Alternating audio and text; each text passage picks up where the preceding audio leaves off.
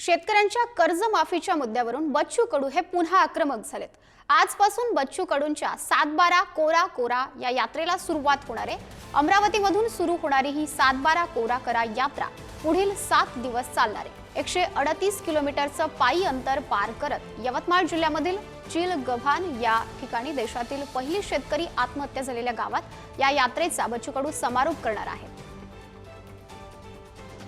आमच्या आंदोलनाचा धग कमी व्हावा आणि लोकांमध्ये जागृती यावी या दोन्ही गोष्टीच्या हेतूने ही पदयात्रा आम्ही काढतोय। पंजाबराव देशमुखांच्या गावापासून, ज्यांनी पहिला शेतकरी संघ या महाराष्ट्रामध्ये बांधला, आणि तिथून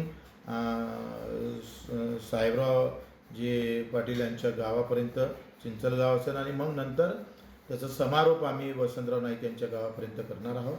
तिथं आत्मचिंतन बैठक होईल, 1 दिवस मुक्काम राहील, आणि तिथून ह्या यात्रेचं दुसऱ्या आंदोलनाची आम्ही तिथून घोषणा करणार आहोत।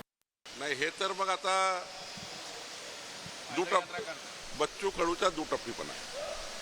बच्चू कडूशी मी परवा आमचे सर्व मंत्री 4.5 तास मंत्रालयामध्ये, आमचे सर्व मंत्री 6 खात्याचे मंत्री बसलो, आणि एक एक प्रश्नावर मी 4.5 तास बसून एक मार्क काढून दिला। मी स्वतः लेखी दिलाय, मी बच्चू कडूला लेखी दिलाय त्यांच्या आंदोलनात जाऊन की बच्चू कडू जे आपल्याला कर्जमाफी करायची आहे ते आमचं वचन आहे।